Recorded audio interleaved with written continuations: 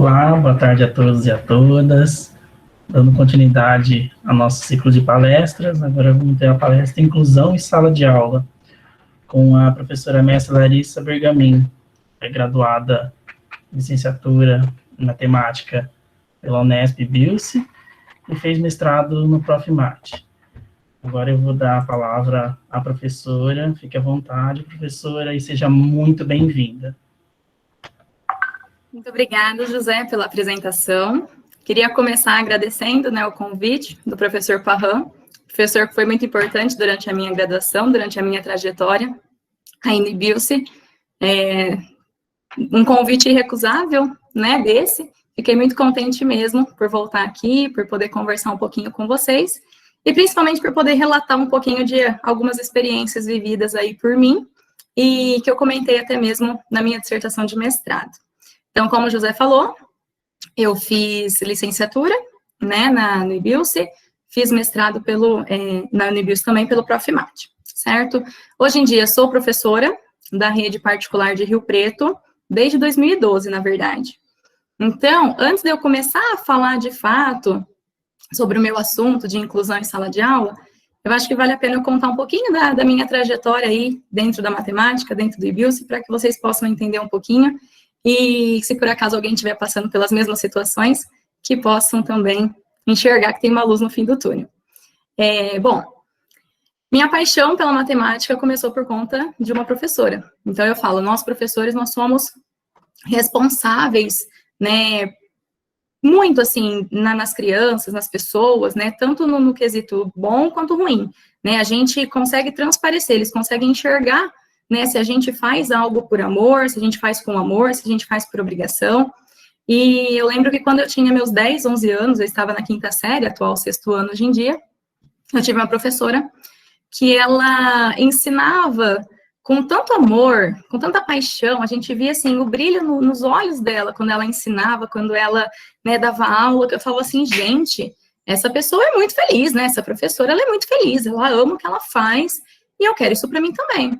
Então, assim, desde os 10, 11 anos de idade, que eu já sabia o que eu queria para minha vida, Eu sabia que eu queria ser professora, eu sabia que eu queria ser professora de matemática, então eu nunca tive aquelas dúvidas que normalmente, os adolescentes de 16, 17 anos têm em relação ao que eu faço, Que curso seguir, que carreira, o que eu quero para mim, isso eu já sabia. Então, foi uma escolha muito tranquila, a minha escolha pela matemática, e foi graças à minha professora da época, minha musa inspiradora, como eu chamo ela até hoje.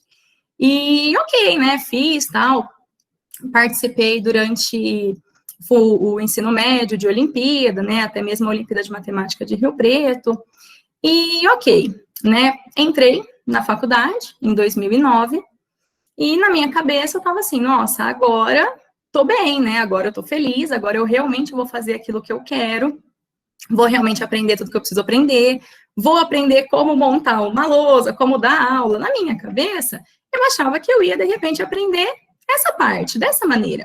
Como eu nunca tive dúvidas do que fazer, confesso que eu nunca nem pesquisei para saber, assim, o que aprendia realmente numa faculdade de matemática, num curso de matemática. Eu fui fazer. E aí, comecei a fazer, eu percebi, que era um pouco diferente. Eu estudei em escola pública, nunca tive dificuldade em matemática, Eu, para ser sincera, acho que na época de escola eu nunca nem estudei para matemática. Eu assistia a aula, prestava atenção, fazia exercício, fazia tarefa e tudo bem, Era o suficiente, e ia super bem, sempre gostei, sempre me dediquei nesse sentido. E aí, de repente, eu entrei na faculdade e vi que não era bem assim, que não adiantava só isso, que a gente precisava estudar, e estudar muito. E eu não sabia ao certo como estudar, matemática em si. E aí eu comecei a ficar desacreditada de mim. Comecei a ficar pensando assim, nossa, aquilo que eu pensava que eu ia fazer, será que às vezes não é para mim? Será que não vai dar certo, Será que eu não vou conseguir, Porque na minha cabeça eu sempre queria o quê? Eu queria passar para os meus alunos o mesmo amor que a minha professora passou na época. Então eu falei assim, será que eu não vou conseguir fazer isso? Eu não vou conseguir realizar meu sonho? Medo, de não dar conta. E aí eu lembro que teve uma época que eu fiquei bem assim, desanimada, coisa de segundo mês de faculdade, bem no comecinho mesmo, e aí eu falava assim, o que eu vou fazer? Aí eu tentava pensar, falei, bom, se de repente não é isso que eu quero, se eu tô vendo que de repente é diferente, o que eu vou fazer da minha vida? E não vinha nada na minha cabeça, Eu não conseguia pensar em nada. Eu falava assim, não tem outra coisa que eu me veja fazendo, que eu queira fazer, é isso, né? E aí eu pensava também, bom, se de repente, mas não vai dar certo, né? Não deu certo, não sei. Como é que eu vou chegar em casa, conversar com os meus pais, falar, pai, mãe, ó, aquilo que eu queria não vai dar certo, mas e aí, o que você vai fazer? Não sei. Como assim? Não dá. Então foi uma época bem turbulenta, assim. E eu falo, as coisas quando tem que acontecer, elas acontecem no tempo certo, da maneira certa. Eu lembro que o ápice, assim, desse meu pensamento foi no começo da semana, uma segunda, terça-feira. E aí, no fim daquela semana mesmo,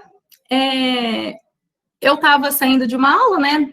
Eu entrei, vocês tiveram a palestra da Lilian está assistindo, Lilian é minha amiga, desde antes da faculdade. A gente entrou na faculdade no mesmo ano, só que a gente ficava em turmas separadas, né? Turmas diferentes. E aí eu lembro que em uma das aulas, eu estava saindo assim da aula e eu vejo a Lilian vindo lá no corredor, me chamando, Lari, eu, nossa, né, o que aconteceu? Ela falou assim, Lari, professor Parran, ele me chamou porque apareceram, né, surgiram aí 2 oportunidades, 2 bolsas para a Olimpíada de Matemática de Rio Preto. Como a Lilian sempre participou, né, então aí o Parran convidou a Lilian. E ele perguntou para a Lilian se ela conhecia alguém que tivesse participado das Olimpíadas também, para ser parceira dela nessa jornada. E a Lilian pensou em mim. E aí ela veio me contar, veio me dizer, né, perguntar se eu queria ir lá conversar, e eu fui. Aí fomos, conversamos, deu certo, fui bolsista da Olimpíada durante os 4 anos, e acho que esse era o ponto que faltava.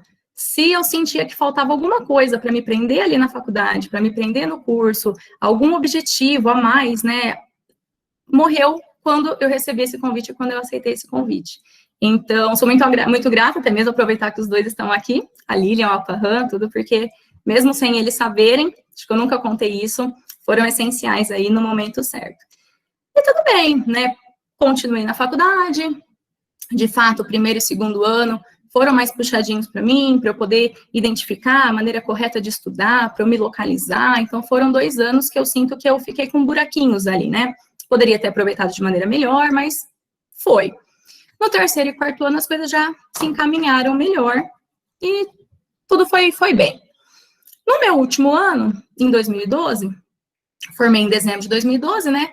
No começo do ano, mais ou menos em março, eu recebi um convite para dar aula, para começar a lecionar já numa escola preparatória para cursinho, né? Vestibular, acompanhamento escolar. E eu falei assim, poxa vida, né? No último ano, já tô tendo essa oportunidade, vou agarrar. Agarrei. Nunca estudei tanto na minha vida, porque eu tinha que estudar para a faculdade, tinha que estudar quando eu preparava as aulas, para eu poder dar aula. Nossa, foi um ano assim, mas de muito aprendizado, foi muito bacana. E passava pela minha cabeça fazer mestrado. Mas aí eu pensava assim, bom, se eu for fazer mestrado, eu vou fazer mestrado na parte que eu gosto, na parte de educação, matemática, né? Parte de educação, matemática e tal. Tinha em Rio Claro. Para eu poder fazer o meu mestrado, eu precisaria largar minha vida em Rio Preto e ir para lá. Mas como que eu largava? Né, eu ficava pensando assim, putz, eu tô formada, né, eu já tenho aí o meu emprego, eu já tenho a escola que eu sempre sonhei, que eu sempre quis, eu sempre me vi dando aula, né, e principalmente em cursinho, em vestibular, como é que eu faço? Como é que eu, né, não decidi não fazer o mestrado? Falei, bom, fazer em Rio Preto aqui, né, na época, o acadêmico mesmo, falei assim, não é isso que eu quero. Não fiz, fui lecionar.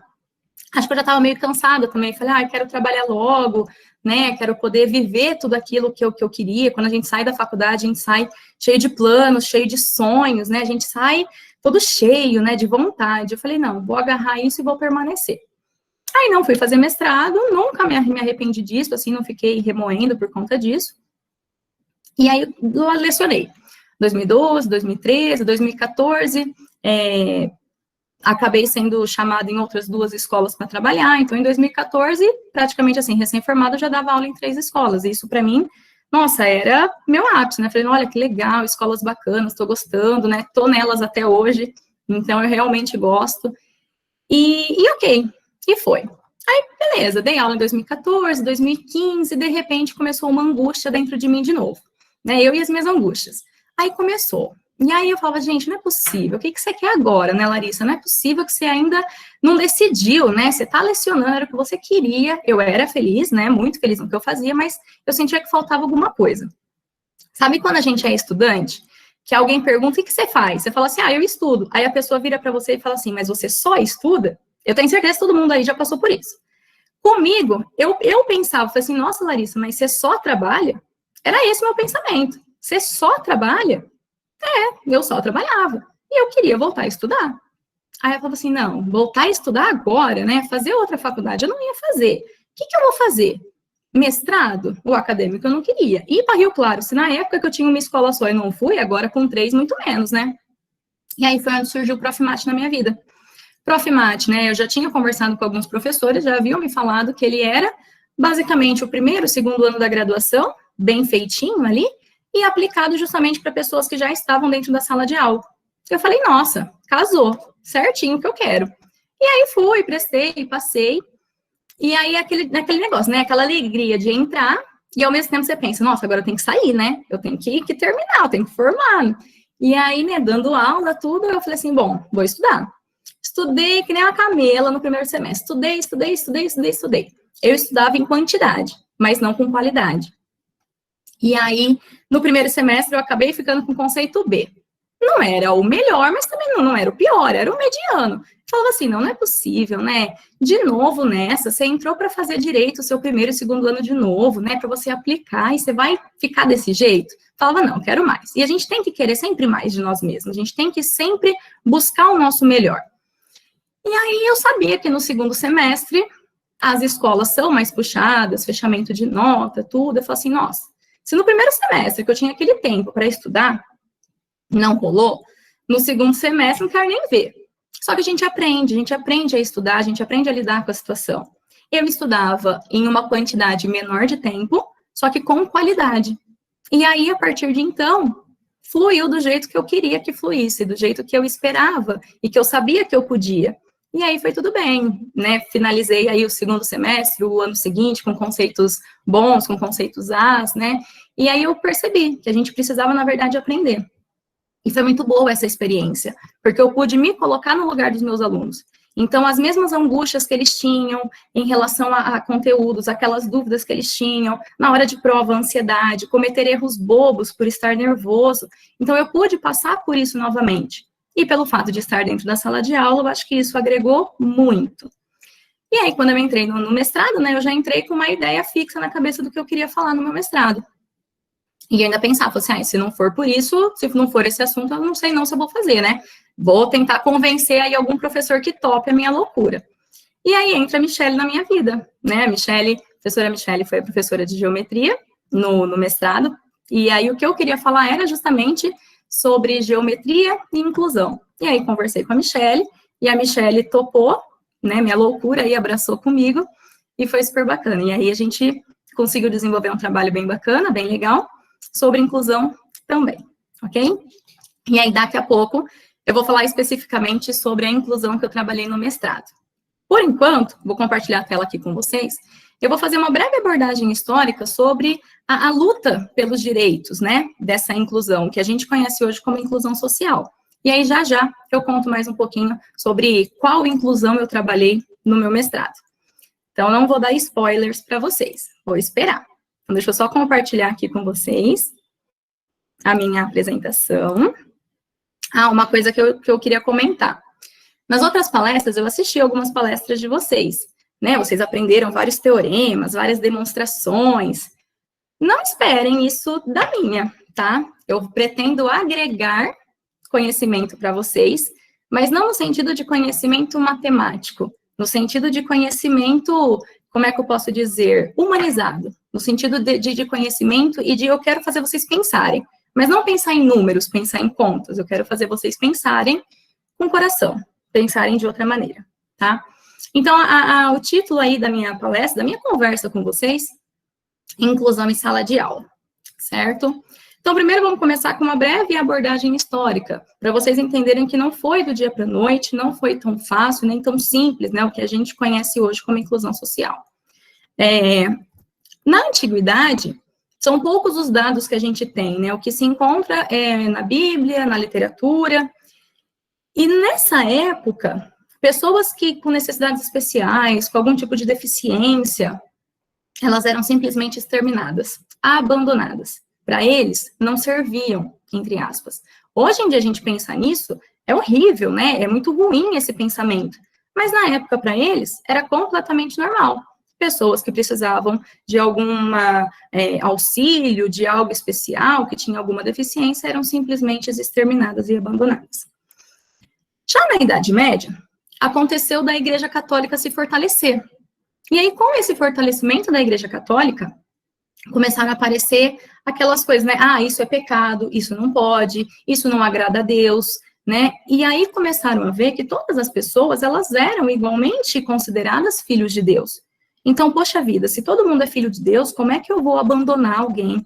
Como é que eu vou exterminar alguém? Não dava.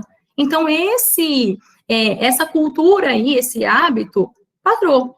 Só que não foi por conta disso que eles passaram realmente a ter a mesma importância, entre aspas, né, do que os demais. As pessoas com necessidades especiais, nessa época, elas eram deixadas, à própria sorte, elas tinham que se virar. Dependiam de caridade, muitas vezes eram usadas para diversão de outras pessoas, como o bobo da corte, por exemplo. Então, assim, não eram exterminadas, mas também não eram muito consideradas, né? Ficavam meio de lado. Já nos séculos 16 e 17, isso melhorou, porque teve o avanço da medicina. E aí começaram a perceber que essas pessoas, que essas deficiências, elas eram de natureza biológica. E aí começaram a ter um respeito maior às diferenças, né? Então eles perceberam que era de natureza biológica, não tinha assim o que ser feito. E aí começaram a respeitar as diferenças, né? Ninguém é igual, né? Nem todo mundo nasce loiro de olho azul. Então a gente precisa de fato respeitar as diferenças e eles começaram a enxergar as pessoas com necessidades especiais dessa mesma maneira. No século XX, já mais perto aí de nós, né, na década de 60, ela foi marcada justamente por essa ideia de normalização, né, de algo normal, que todos são normais, né, entre aspas. É muito ruim falar dessa maneira, mas é a ideologia que ele chama de normalização. Para isso, existiram 3 paradigmas característicos dessa compreensão em relação à deficiência.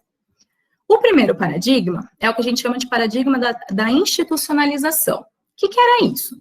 Eles simplesmente retiravam as pessoas que tinham deficiências das suas próprias casas, dos seus lares, e colocavam em instituições especiais, em escolas especiais. Para a gente, hoje em dia, isso não é uma inclusão, mas na época, para eles, era o máximo que eles conseguiram fazer. Então, tirava das suas casas e colocava em lugares específicos, né, escolas especiais, instituições especiais. Daí, né, veio o paradigma de serviços também. O que era isso? Eles diziam que a comunidade, ela era responsável por oferecer os serviços e recursos que essas pessoas precisavam. Então, era a responsabilidade da comunidade oferecer recurso e serviço que essas pessoas com necessidades especiais precisavam. Só que ainda assim, não estava bacana. E aí veio, de fato, o paradigma de suporte, que esse é o que a gente entende hoje como inclusão social. Foi visto, com esse paradigma, de que não adiantava simplesmente oferecer os serviços, não adiantava simplesmente a comunidade oferecer. Ela tinha que dar um jeito de garantir o alcance a esses serviços. Então, ela tinha que disponibilizar suportes, instrumentos para garantir. Pensem vocês, de que adianta eu ter, de repente, na calçada da minha casa, a calçada dela toda lisinha, para um cadeirante andar, sendo que eu não tenho a plataforma, sendo que eu não tenho a rampa de acesso à calçada. Então, é isso que diz, né? Então, não adianta a comunidade oferecer se ela não disponibiliza suporte e instrumento que garante o alcance. Então, é basicamente isso. Então, a essa contextualização denomina-se inclusão social. Hoje em dia, existem declarações e leis que garantem esse sistema inclusivo, principalmente na área educacional, certo? E é isso que eu vou mostrar para vocês rapidamente. Então, algumas leis aí, coloquei 3, sobre o sistema educacional inclusivo. A primeira delas é a Declaração de Salamanca. Então, escolas regulares com orientação inclusiva são os meios mais eficazes de combater a discriminação. Alunos com necessidades especiais devem ter acesso à escola regular. O que ele vem trazer? Ele vem trazer o contrário do que o paradigma da institucionalização dizia. Ele retirava as pessoas para colocar em escolas especiais. Aqui a Declaração de Salamanca diz que não, que se eu quero combater de fato a discriminação, eu preciso colocar esses alunos, essas pessoas com necessidades especiais, dentro de uma escola regular. Essa é a melhor maneira de combater a discriminação. E você, de fato, trabalhar com essa socialização. Temos a Constituição Federal de 1988, essa acredito eu que seja conhecida aí da maioria. Educação é direito de todos e dever do Estado e da família. Será promovida e incentivada com o auxílio da sociedade. Estabelece igualdade de condições para o acesso e permanência na escola. Então, não adianta você simplesmente ter acesso, você tem que permanecer por lá também. Então, aí, a nossa Constituição, ela garante isso para a gente. E essa última, ao meu ver, é a mais importante, foi justamente em cima dela que eu modifiquei as minhas aulas durante a experiência que eu vou contar para vocês, e foi justamente em cima dela que eu quis trabalhar na minha dissertação do mestrado. Diretrizes nacionais para educação especial.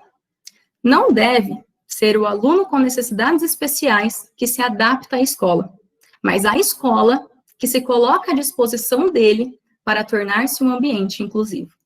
Isso é essencial, gente, é sensacional. Quando a gente diz adapta a escola que se adapta, entendam, escola não é formada simplesmente pelo ambiente, pelas paredes, pelo chão. Todo mundo que está dentro da escola faz parte dela, professor, coordenador, tudo. Então, o que ele está dizendo? Um aluno que tem necessidade especial, não é ele que deve, né, se adaptar à escola, mas sim a escola a ele. E aí, é por meio dessa adaptação, é que nós, professores, devemos fazer a nossa parte e, principalmente, fazer a diferença na vida deles. Então, eu vejo assim, nós, professores, nós temos o poder de mudança nas mãos. Nós conseguimos mudar o mundo da sala de aula, a gente consegue mudar, não só esse, mas o mundo em si.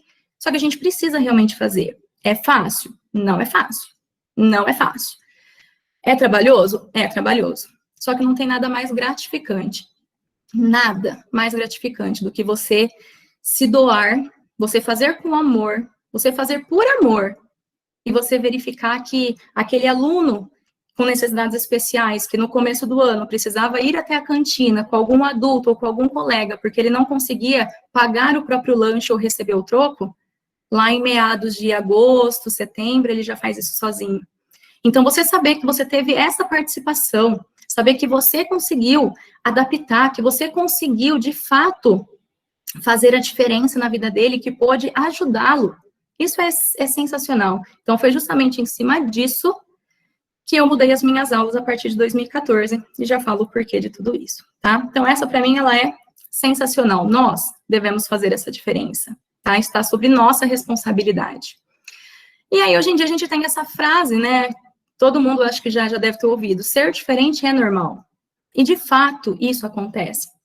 Até coloquei para vocês aí alguns personagens da Turma da Mônica. Tem o amiguinho que anda de muletas.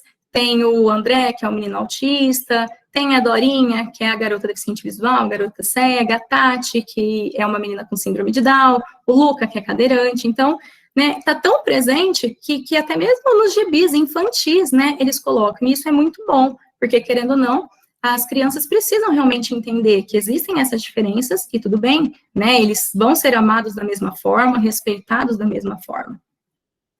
Há mais ou menos um mês e pouco, conversando com um colega de vocês que faz matemática aí, ele me fez a seguinte pergunta: você acredita ser possível ensinar matemática para um deficiente visual? E aí eu fui bem sincera na resposta para ele, eu falei, olha, se você tivesse me perguntado isso antes de 2014, eu diria para você que eu não enxergava como poderia ser possível. Mas a partir de 2014, minha vida mudou. Porque a experiência que eu tive com uma aluna deficiente visual fez eu mudar. E aí eu pergunto, mas como a gente faria isso, né? Como você faria?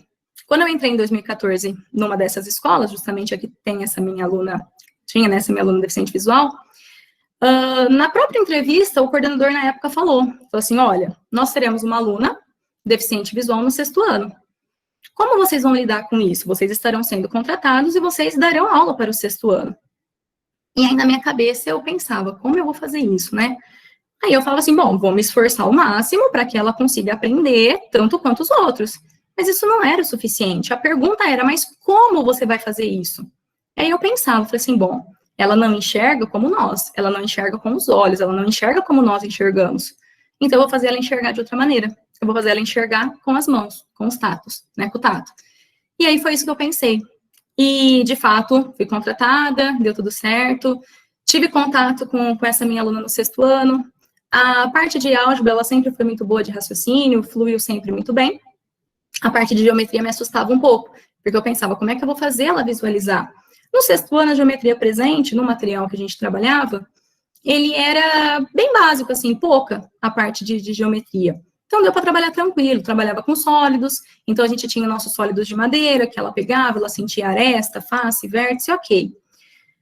Mas aí depois, no sétimo ano ela foi para outro professor, no oitavo ano ela voltou para mim. E no oitavo ano, no material que a gente trabalhava lá, tinha geometria em peso. E aí foi justamente no ano que eu entrei no mestrado e que eu pude vivenciar o ensino de geometria plana para essa minha aluna. E o título, né, da minha dissertação do mestrado foi justamente esse: Inclusão de deficientes visuais no ensino de geometria plana, com a orientação da professora Michele. E assim, às vezes a gente pensa, né, nossa, mas como que vai, né, fazer esse ensino? Materiais necessários para adaptações, materiais concretos. Aí você fala, nossa, mas, né, deve ser materiais absurdos, materiais... Não. Olha o que eu precisei para conseguir trabalhar com essa minha aluna do oitavo ano e que eu montei, de fato, o trabalho, né, da dissertação. Régua de madeira, transferidor de madeira, folha sulfite, cartolina e EVA. Então, esses foram materiais que eu usei durante o meu trabalho inteiro, do oitavo ano, quando eu lecionei para ela, durante todo o trabalho aí da dissertação, esses foram os materiais. Placa de papelão, canudos, palitos de sorvete e churrasco, cola quente ou colorida. Eu não tenho muita habilidade com cola quente, então eu usava colorida, tá? Mas a critério. Lantejoulas, taxinhas, pregos, percevejos, barbante, algodão, grãos de areia, arroz e velcro. Esses foram os materiais que eu precisei. E aí você fala, nossa, você fez milagre. Não, eu só realmente tentei me colocar no lugar dela e pensar assim, poxa, como eu vou aprender, como eu vou ensinar para ela se ela não enxerga com os olhos? Eu preciso fazer com que ela enxergue de outra maneira. E foi isso que eu fiz. Então, com esses materiais, foi possível trabalhar com ela durante o oitavo ano. Tudo deu certo? Não. Teve muita coisa que não deu certo. E ela foi muito bacana, porque ela me falava muito isso, professora, hoje não deu certo, o que você fez eu não entendi muito bem, não. E aí eu perguntava, então, o que você gostaria que eu fizesse? Como a gente vai melhorar isso? E eu posso dizer para vocês, acho que eu aprendi muito mais com ela do que ela comigo. E justamente por isso eu falei assim, não, vou fazer a minha dissertação em homenagem a ela, porque o aprendizado foi gigantesco. Então, quando eu disse, né, da régua de madeira e do transferidor, então eu estava me referindo a essas duas. Então, aí, coloquei para vocês, né, a régua, de centímetro em centímetro, com a cola colorida ou a cola quente, a gente podia fazer marcações. E aí eu entregava para ela e eu explicava, olha, essa é a régua, aqui é o início, a cada ondulação dessa, a cada marquinha em alto relevo, você tem 1 centímetro, né? Foi um processo trabalhoso, mas deu certo, ela entendeu, ela aprendeu a usar. Mesma coisa com o transferidor.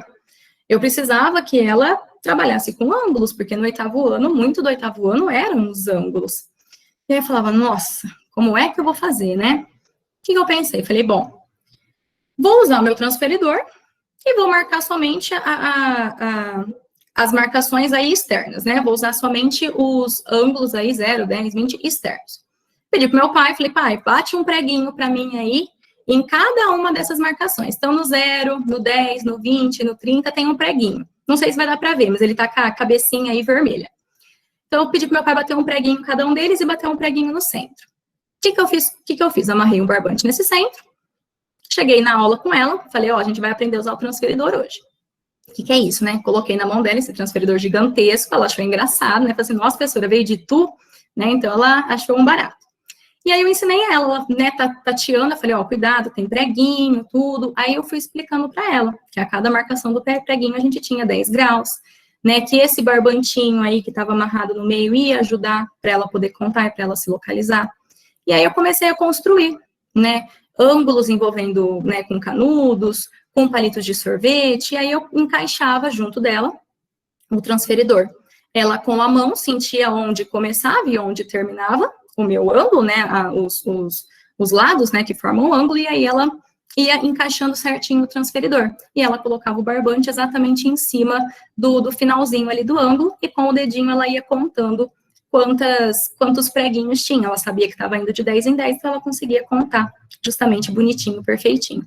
E foi dando certo. Então, assim, não foi fácil, não foi rápido, foi demorado. Eu fazia esse trabalho com ela enquanto os demais estavam dentro da sala, fazendo outra atividade. Então, a gente precisou realmente ter um joguinho de cintura aí, mas tanto ela quanto os colegas dela foram super bacanas e super solícitos aí. Né? Coloquei aqui para vocês algumas abordagens, então, que eu fiz, né? O exemplo ali do canudo, como a gente fazia para medir os ângulos, e sobre, né, a matemática com material concreto. Então, temos aí retas paralelas e concorrentes que ela já havia aprendido no 6º ano. E no 6º ano a gente fez uma atividade bem bacana. Amarrei barbante, né, de uma ponta da sala a outra, primeiro 2 barbantes que de fato estavam em linhas paralelas, e ela ia no meio deles segurando. E aí ela ia do começo da sala até o final, segurando, e ela percebia que eles não se encontravam. Então, ela tinha a ideia de que as retas paralelas tinha a ideia de linhas, né, que não se encontram. Então, assim, o que eu digo? Muitas definições matemáticas eu passava para ela. Só que algumas eram muito abstratas, ela precisava sentir na realidade dela. Ela precisava sentir com as palavras dela, ela precisava entender da maneira dela. Então, ela percebeu, você olha, professor, então é uma linha que não cruza, que tem a mesma distância, isso. Então, do jeitinho dela, a gente ia. E aí, as concorrentes, eu já fiz cruzando. Então, ela ia com a mãozinha, de repente, a mãozinha se encontrava. E aí ela falava, nossa, professora, agora se encontrou, não dá para eu continuar. Então, aí ela entendia a ideia das retas concorrentes também, que as retas concorrentes se encontravam, as paralelas não. Então, assim, bem superficial, mas de um jeito que ela conseguisse, de fato, entender e visualizar de outra forma, né? Então, isso foi bem bacana. A ideia de ângulos complementares e suplementares, a partir do momento que ela sabia trabalhar com o transferidor, trabalhar com ângulos complementares e suplementares, ela encaixava o transferidor ali, ela mesma media. Nas provinhas dela, eu colocava a imagem, e eu colocava a imagem que estava na prova com material concreto. E eu dava para ela, falava assim, olha, a imagem desse exercício 1 é o que está aqui na sua mão, sente. Aí ela sentia. Eu falei assim, ó, esse ângulo aqui, por exemplo, o ângulo de 20 graus aí, estava conhecido na imagem, mas eu fazia ela medir. Mede esse ângulo, vê quanto que tem. Ela media, 20 graus. O outro é X. Quanto vale X? Ela via que era complementar, ela sabia que... Então, foi dando certo. Mas com o nosso jeitinho, né? A gente precisa, de fato, fazer algumas adaptações para que as coisas realmente fluam e deem certo. Então, rolou super bem. E aí, tava tudo ótimo, né? Eu falei assim, nossa, que bacana. Tá dando super certo, né? Mas nem sempre foi assim. Vou contar já um caso aí que não deu tão certo quanto eu esperava, mas no fim foi, né? Então, aí eu tô apresentando para vocês algumas das atividades, né? Da mesma forma que a gente tinha a bissetriz de ângulos. Então, né, dando para ela o conceito matemático, explicando para ela o que era, ela mesma conseguia medir, então ela mesma conseguia colocar o transferidor e verificar qual era o ângulo total. E aí eu falava, tá, então você tem o ângulo de 80, mostra para mim onde vai estar a bissetriz. Com aquele barbante do transferidor, ela colocava exatamente na metade e falava, professor, ó, o barbante tá na bissetriz aí. E dava certo. Então, assim, foi muito legal. E justamente por tudo isso eu digo, é possível. Só que como aquela lei, né, diz, não é ele que se adapta à escola. A escola, o professor se adapta a ele. E são poucas coisas que a gente faz. O mínimo que a gente faz para eles, né, tem uma importância gigantesca. O pouco, para a gente é pouco, para eles é muito. Então, a gente precisa realmente pensar dessa maneira e olhar realmente para essas diferenças e o que a gente pode fazer por elas, né? Então, ângulos opostos pelo vértice da mesma forma, conseguíamos trabalhar também. Ela mesma chegava na ideia de que os ângulos opostos pelo vértice tinham a mesma medida, e era muito bacana. Ela ia construindo o conhecimento, né? Então, nós duas juntas, a gente ia fazendo isso. Em relação aos ângulos alternos internos, né? E os correspondentes, quando eles vão ser congruentes? Então, eu dava as duas situações para ela. Eu dava a situação em que as retas eram paralelas e a situação em que as retas não eram paralelas. Nesse pouco aí, ela passava a mão e falou assim, professora, mas não está se encontrando. Falou assim, ó, então segue a mãozinha, como se continuasse aí esses palitinhos. Aí as mãozinhas se encontravam. Professora, então aqui, elas não são paralelas. Isso, não são paralelas. Mede os ângulos. Ela media, professora, deu medida diferente. Ok. Vamos fazer no outro caso? Fazia no caso das paralelas. Media, deu o mesmo valor. Fazíamos vários exemplos. Ah, professor, então eu tenho a mesma medida quando elas são paralelas? Isso. Se não for paralela, é medida diferente? Isso. Então, a gente ia construindo esse conhecimento juntas. E isso é muito legal, né? Então, o teorema, o corolário, né, que fala sobre justamente que retas cortadas por uma transversal têm ângulos alternos e internos congruentes, se e somente se são paralelas. A demonstração matemática, eu não fiz com ela, mas eu fiz uma demonstração prática. E para ela ali, naquela hora, era o que precisava. Então, para ela entender, não simplesmente, decora aí, vai. Não, para que ela entendesse. Não é uma demonstração matemática com rigor, mas é uma demonstração prática que ela conseguiu entender e foi tudo perfeito. E aí, o que eu pensava, né? Toda vez, será que ter que ficar fazendo, ela media, tadinha, demorava, né? Ela perdia, assim, um bom tempo durante, às vezes, a prova. Ela precisava ficar por mais aulas, fazendo atividade. Então, não era bacana. Então, o que eu fiz? Falei, bom, ela entendeu o conceito.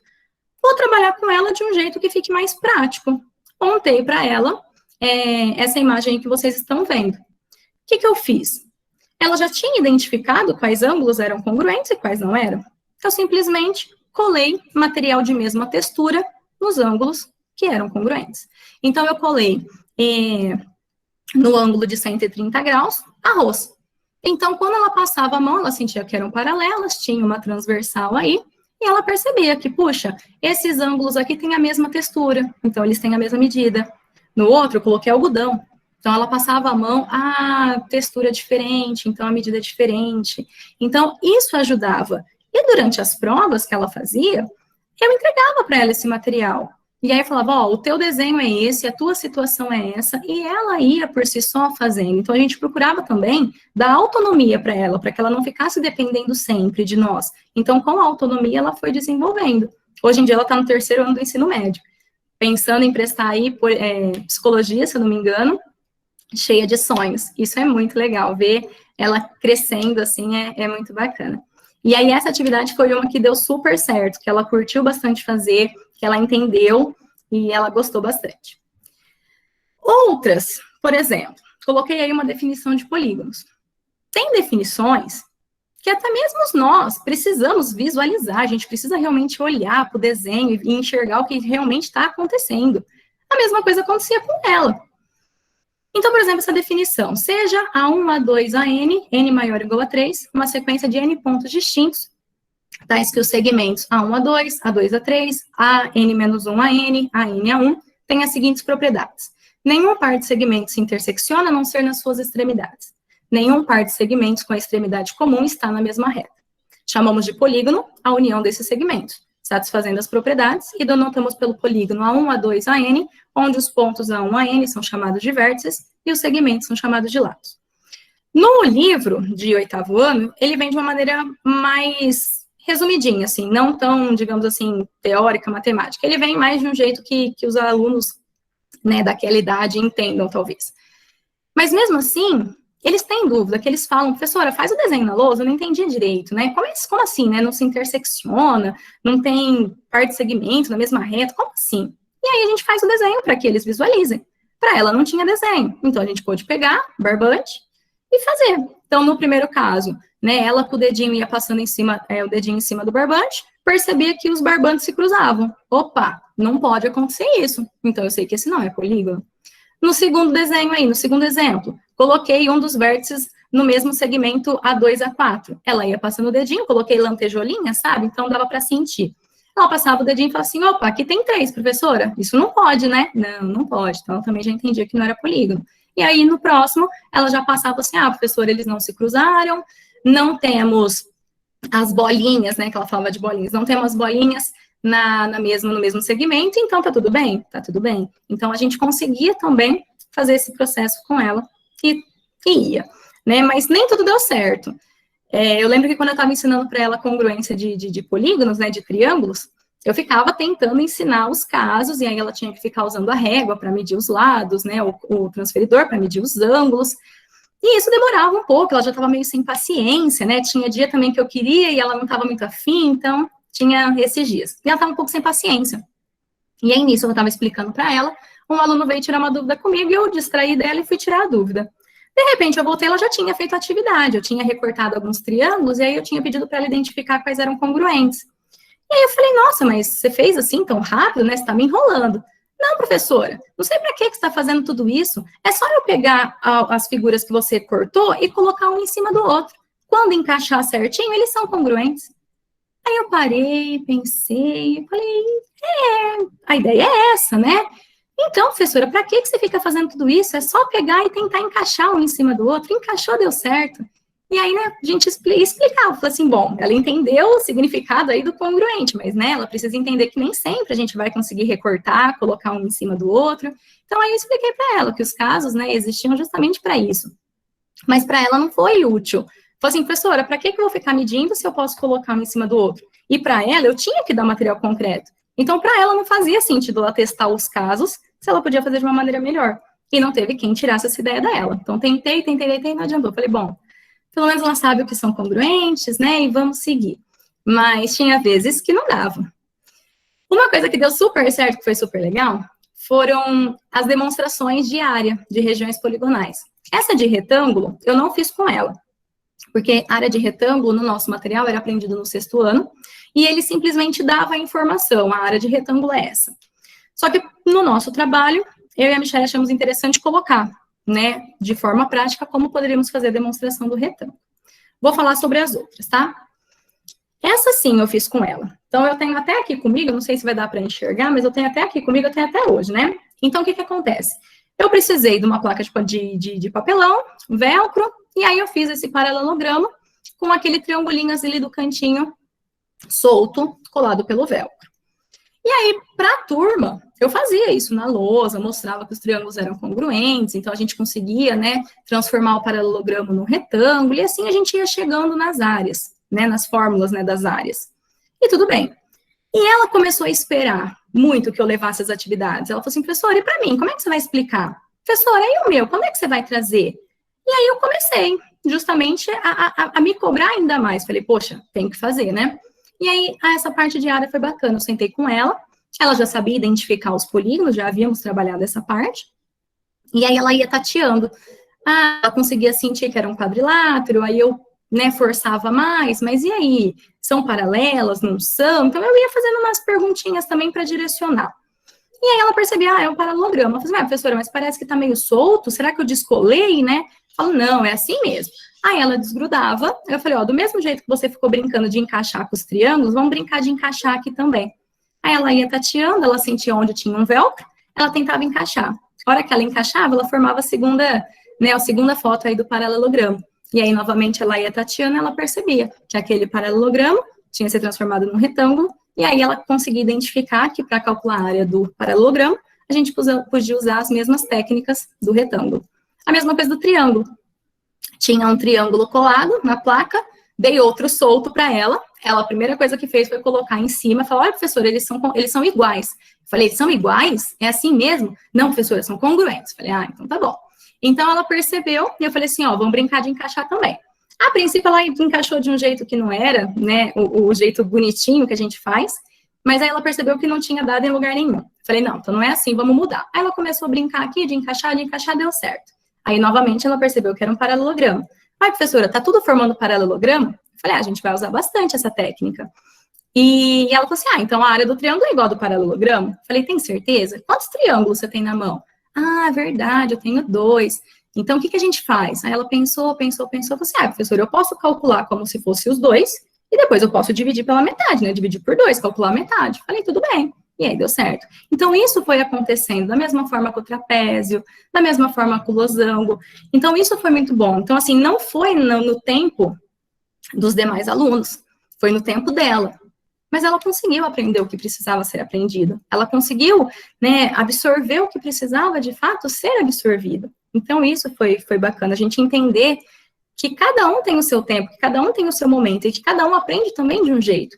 Esse material eu uso até hoje, até mesmo para os meus demais alunos, eu mostro para eles. Então, assim, não é só para ela, não é só para o aluno com necessidades especiais. Às vezes, um negocinho diferente que a gente faz durante a aula, a gente consegue, né, usar e fazer com que a aula fique mais divertida, fique mais dinâmica, fique melhor.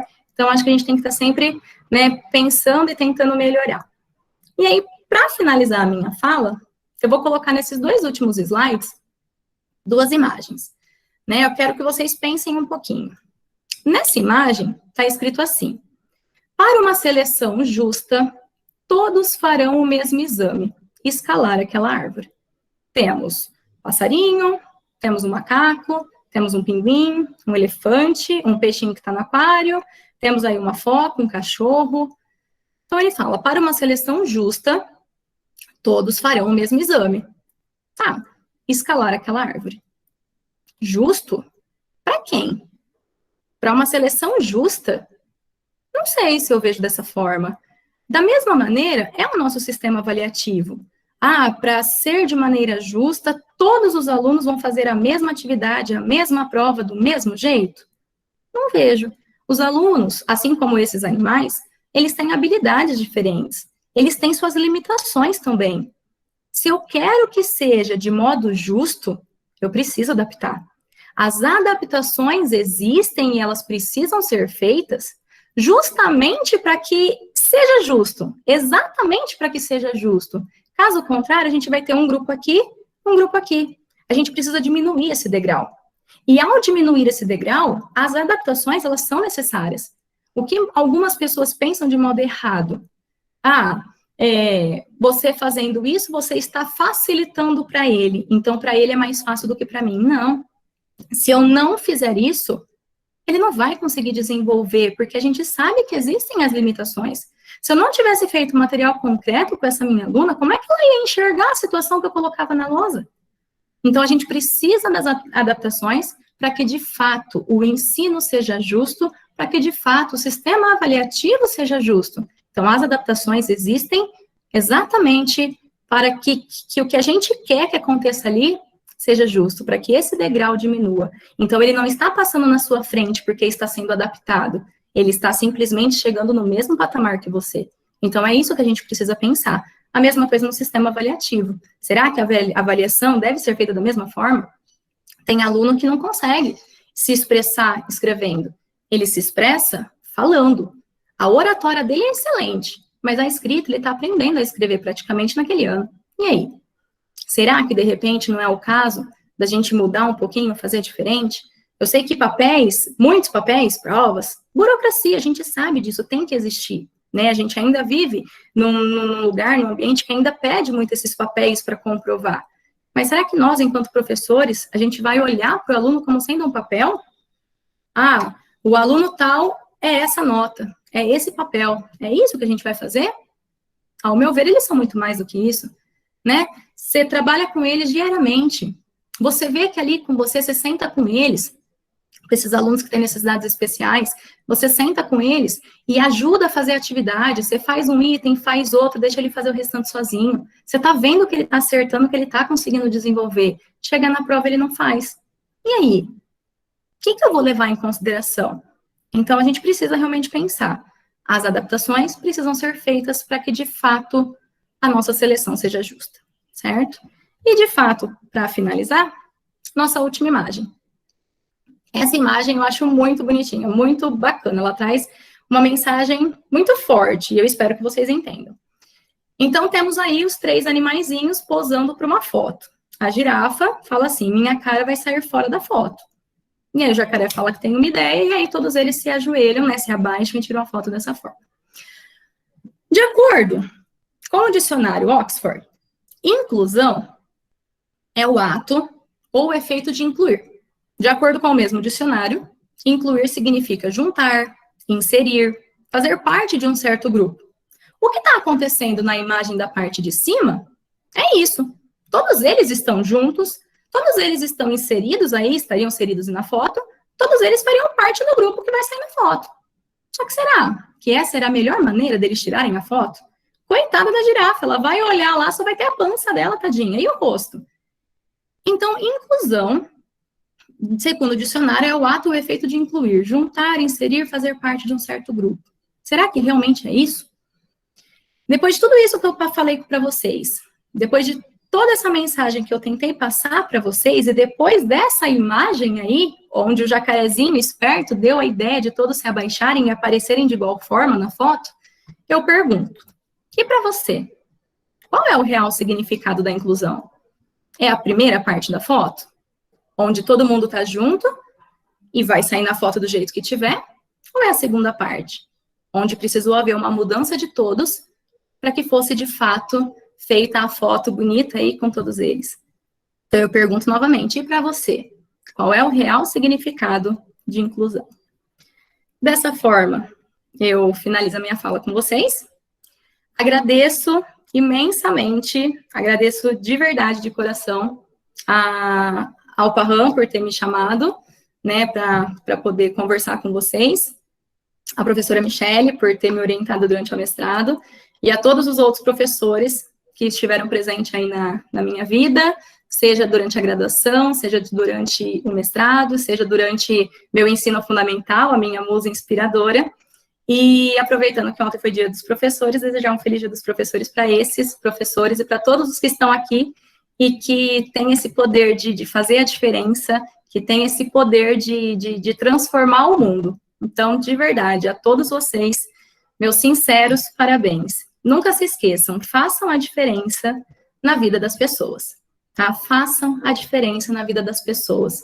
Não importa se é dentro de uma sala de aula, de ensino fundamental, de ensino médio, de faculdade, não importa. Façam a diferença. Vocês são referência. Nós, professores, somos referências. E a gente precisa lembrar disso todas as vezes, certo? Muito obrigada mais uma vez. Se por acaso vocês quiserem perguntar qualquer coisa, comentar qualquer coisa, estou aqui à disposição. Muito obrigada mais uma vez. Eu ia falar agora. Se alguém tiver alguma coisa para acrescentar, assim, perguntando a professora, fique à vontade para abrir o microfone e falar. Eu tenho uma pergunta. Boa tarde, Larissa. Boa tarde, Gabriel.